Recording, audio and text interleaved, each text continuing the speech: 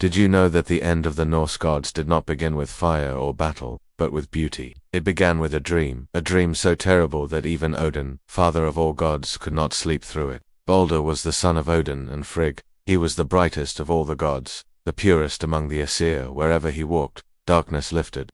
His laughter was soft and warm, and his presence brought peace even to the restless. The world itself seemed to love him. The wind softened near him, the grass grew greener at his steps, and every living thing honored him as the soul of innocence. But perfection invites envy, and light casts long shadows. One night Baldur dreamed of his death. He saw himself struck down, lying pale and still while the world wept and the sky turned red. When he told the dream to his mother, Frigg, her heart filled with fear. She knew in her bones that such dreams were omens, and in Asgard, omens always come true. Frigg could not allow her beloved son to die, so she made a vow to protect him in every possible way. She journeyed across the 9 realms, from Asgard to Midgard, and even beneath the roots of Yggdrasil, the woad tree. She spoke to everything that lived, and even things that did not, to the rocks and metals, to the flames, the waters, the winds, and the beasts. To each she said, "Swear that you will never harm Baldur," and they all swore. The stones promised they would never crush him. The fire promised it would never burn him. The seas vowed they would never drown him. Even disease and poison bowed to Frigg's love. When she returned to Asgard, she told the gods that her son was now untouchable, and to prove it, they tested him. At first it was a game. They threw stones, spears, and axes at him, and each one turned aside before it struck. They hurled arrows, they swung hammers, they struck with blades, and not a single one could harm Baldur. The gods laughed and cheered, amazed at the power of a mother's protection. Only one god did not laugh. Loki, the trickster, stood apart. He saw how they adored Baldur, how even Odin's face softened when he looked upon him. Loki had always been the outsider, half giant, adopted into Asgard by wit and usefulness, never by love. And so, watching the gods rejoice around their shining golden sun, jealousy took root in his heart. He decided to learn what the others did not. Loki disguised himself as an old woman and went to Frigg's hall in Fensalir. There he found her sitting among her attendants, weaving quietly. The old woman asked, "Is it true, great queen, that your son cannot be harmed?" Frigg smiled proudly and said, "Yes, all things have sworn to spare him. Nothing in this world or any other can hurt my Baldur." The woman nodded slowly and asked, "Truly, all things? That is a mighty oath." Frigg laughed softly. "All things except one, a small sprig of mistletoe that grows west of Valhalla. It seemed too young and innocent to demand an oath from it. Can do no harm." Loki thanked her for her kindness and left. He walked into the woods, found the mistletoe, pale and shining in the moonlight, and tore it from the earth. He shaped it into a slender dart, sharp and deadly. When the gods gathered again in the great hall, the game began anew.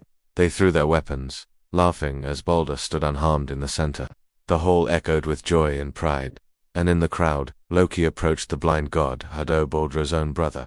"Why do you not join the game?" Loki asked. "I cannot see where he stands," said Hodr sadly, "and I have no weapon to throw." Loki smiled. "Then I will guide your hand. Here, take this small dart. It is light as air. Let me aim for you, so you too may honor your brother." And so Hodr, blind and trusting, threw the dart flew straight and true. It struck Baldur in the chest, piercing his heart. He fell without a sound. The laughter stopped. For a long moment, no one moved. Then the gods screamed. Odin's roar shook the walls. Frigg fell to her knees. They ran to Baldur's side, but his light was already fading. His skin grew pale, his hair dimmed, and his eyes closed forever. The gods had never known grief like that. The sun dimmed, the sky turned grey, and the earth trembled. Even stones wept for Baldur. Odin's heart broke, but his fury was cold. He knew that fate had begun its final march. Baldur's death was the first signal of Ragnarok, the twilight of the gods. They carried Baldur's body to the sea and laid it upon his ship Hringhorni, the greatest of all vessels. They piled treasures around him, his horse, his weapons, and the body of his wife Nanna, who died of grief the moment he was placed upon the pyre. The ship was so large that even Thor could not move it, and they had to call upon the giantess Hyrroken, who came riding a wolf and pushed the ship with a single touch.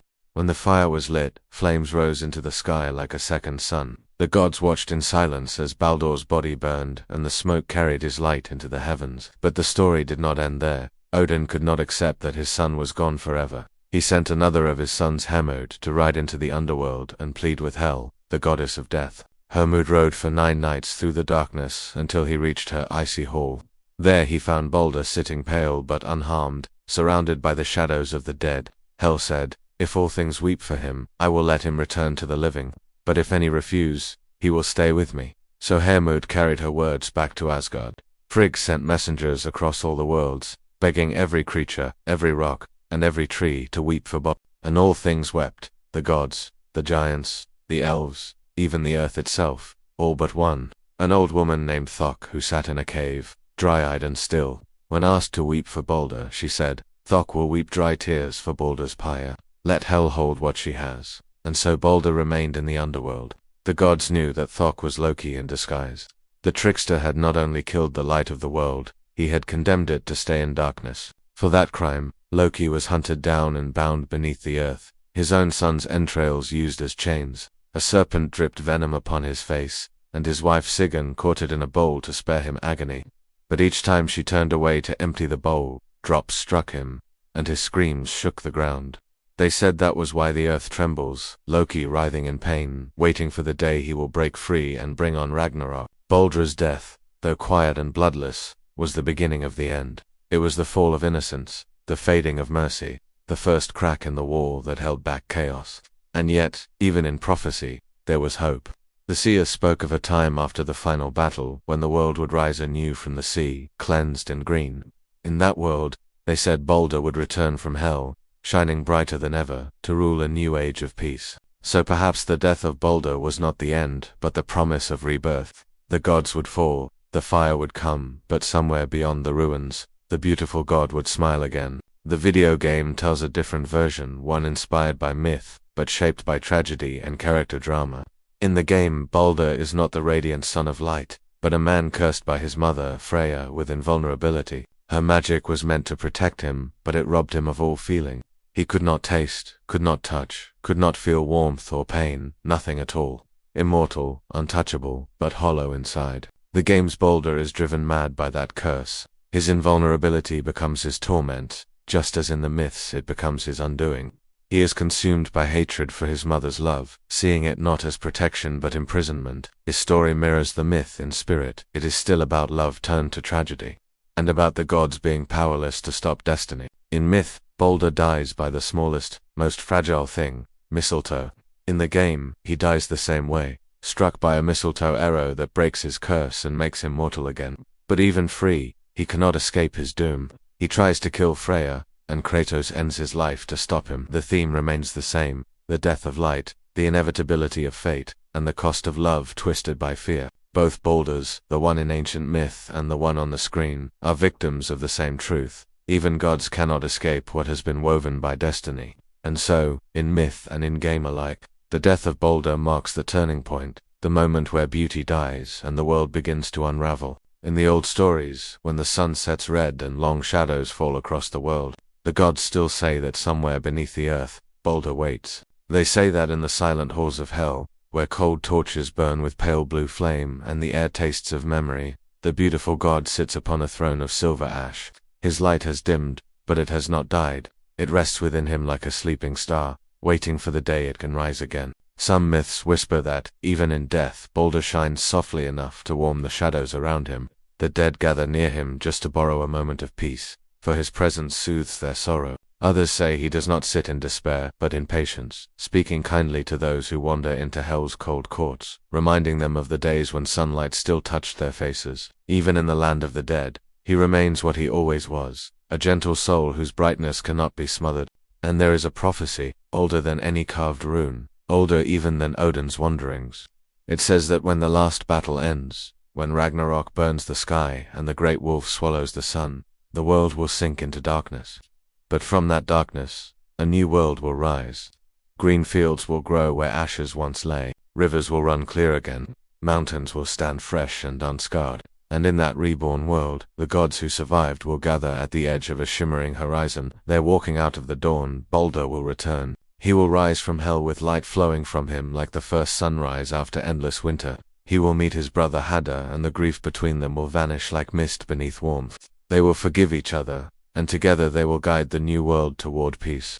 The age of violence will be over, and even the memory of death will fade beneath Baldr's gentle glow. In that future, the world will know a different kind of god, not a warrior, not a ruler, not a king, but a healer, a symbol of hope, stronger than steel, stronger than fire, stronger than prophecy itself. For Baldr's return is not merely the breaking of fate, but the promise that no matter how deep the darkness falls, no matter how loud the chaos roars, light can always find its way back. And so the story ends not in tragedy, but in quiet certainty. The gods fall, the worlds break, and destiny takes its due. But somewhere beneath the earth, in a hall where even shadows dare not harm him, Baldur waits with patient grace. He is the ember beneath the ashes, the heartbeat beneath silence, the dawn beneath the night. One day he will rise again, bringing with him a light that even death could not extinguish. Please like and subscribe for more mythology content.